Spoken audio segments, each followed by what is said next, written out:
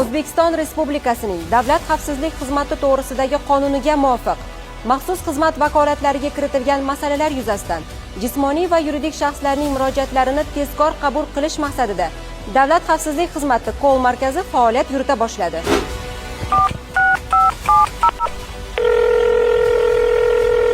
Assalomu alaykum. Siz O'zbekiston Respublikasi Davlat xavfsizlik xizmati kol markaziga qo'ng'iroq qildingiz. Endilikda fuqarolar 1520 qisqa raqami orqali quyidagi masalalar yuzasidan murojaat qilishlari mumkin.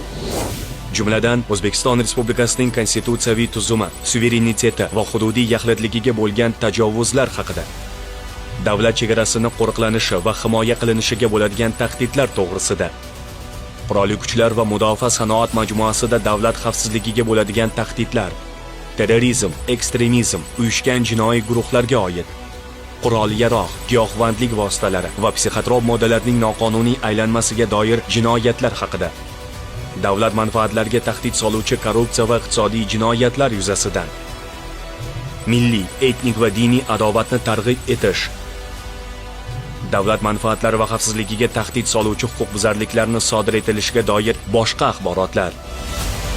Shuningdek, Jinoyat protsessual kodeksining 345-moddasida belgilab qo'yilgan va tergovi Davlat xavfsizlik xizmati vakolatiga kiritilgan, Jinoyat kodeksining 8 va 9 boblarida ko'rsatilgan hamda 182, 223, 246 moddalarda nazarda tutilgan jinoyatlarga doir masalalar yuzasidan murojaatlar qabul qilinadi.